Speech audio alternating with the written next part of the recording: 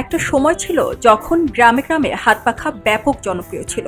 গ্রীষ্মের তপ্ত রোদ অথবা কাজের ক্লান্তি দূর করতে হাত পাখার বাতাস ছিল তৃপ্তি স্নিগ্ধতা।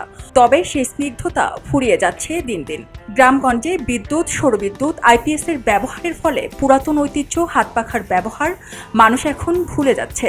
অথচ কিশোরগঞ্জের নিকলী উপজেলার একটি গ্রামে এখনো তৈরি হয় তালপাতার হাত পাখা।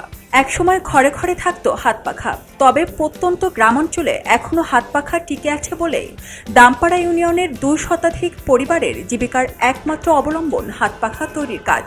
তাদের সংসারের সমস্ত খরচ মূলত এই পাখা বিক্রি করেই চলে। দামপাড়া ইউনিয়নের টেকপাড়া ও বর্মনপাড়া 2টি পাড়ায় তৈরি হয় তালপাতা ও বাঁশের পাখা। এছাড়াও পাড়াগুলোতে হাত পাখা কারিগরদের সাথে কথা বলে জানা গেছে, প্রায় 50 বছর ধরে হাত পাখা তৈরি করে সংগ্রামী জীবন চালিয়ে যাচ্ছেন অনেক নারী। এদের মধ্যে অনেকেই বিধবা ও পুত্রহীন। পাখা তৈরির কাজ করে যে টাকা আয় হয় তা দিয়ে কোনো মতে চলে সংসার। অস্তিত্বের সেই সংগ্রামী জীবন নিয়ে হাত পাখা বুনে চলছেন বছরের পর বছর। দুর্মূল্যের বাজারে সবকিছুর দাম ঊর্ধ্বগতি, তার মধ্যে দিয়েই টেনে টুনে চলছে দিন। মনে করুন যে পাকার ব্যবসা করি 20-25 বছর ধরে করলে কি মনে করুন সময় অভাবে সংসার প্রতির কারণে কোনো কিছু ব্যবসার আয়োজনগুলো জোগাড় করতে পারি না। এই সাধারণ মোটামুটিভাবে মনে কয়েকটা করি আর কি। কারণ এটাতে আগে যে অল্প খরচে এটা করতে পারতাম, অনেক থেকে বেশি খরচ লাগে। মানুষের লগে বাসায় গেছে গেলে এই জোগাল বোগাল দিছে, এই টাকা তো আর সংসার চলে না।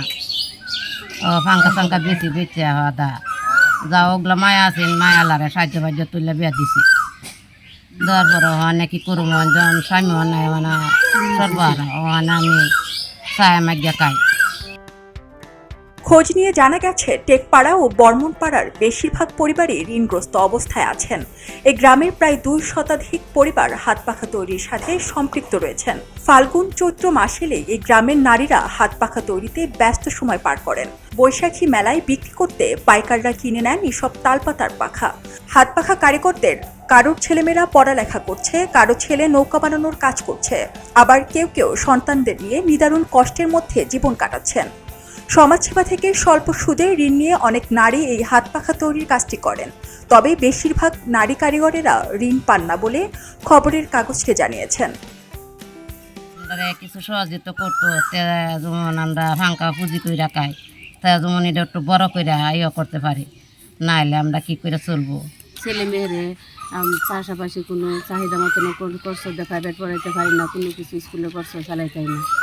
কারণ এরা মিস্ত্রি 6 মাস কাজ থাকে, 6 মাস তাহে না। তো আমরা যদি সরকারে অল্প মনে করুন অল্প লাভে যদি ঋণ কিছু আমরা দিত, আমরা এটার ব্যবসাটা একটু বড় করে করতে পারতাম, তো স্বামীর পাশাপাশি আমরা একটু সহযোগিতা করতে পারতাম। ছেলে মেয়েরে লেখাপড়া করাবার জন্য স্কুলের খরচ টুসা দিয়া সরকারে আছে না, আমরা এই যে এত কষ্ট করতেছি, সরকারে কোনো সহযোগিতা করে না বা সাহায্য পাই না। সাহায্য পাই না, যদি পাইতাম তাইলে আমার যেমন এই ইয়েটা ক্লান্তটা দূর হইতো। এটা থেকেও আমরা একটু সহযোগিতা পাইছি। আর আছে না বেশি করে যে নিয়ে যাবে ঘুরে দেওয়া, আপনারা ফাঁকার ব্যবসা করুন, এটা নাই।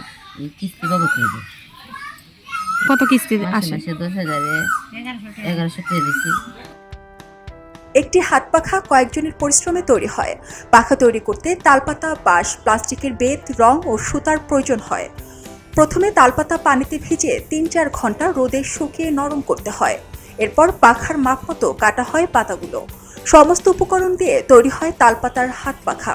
এক একটি হাত পাখা 80 থেকে 100 টাকায় বিক্রি হয়। সবকিছুর দাম বাড়াতে হাত পাখা তৈরির উপকরণের দামও বেড়েছে, যার ফলে আগের তুলনায় হাত পাখা তৈরি করতে খরচ বেশি। আগে এক একটি তালপাতা কিনতে 10 টাকা লাগতো, আর এখন খরচ হয় 50 টাকা। একটি বাঁশের দাম ছিল 100 টাকা, সেই বাঁশ কিনতে হয় 250 টাকা দিয়ে। খরচ পুষিয়ে পারিশ্রমিক তেমন পাওয়া যায় না।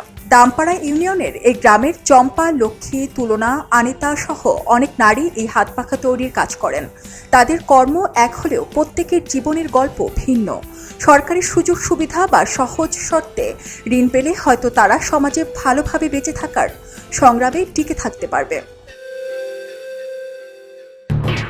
এলো খবরের কাগজ, নিখাত, নির্ভীক, নিরপেক্ষ।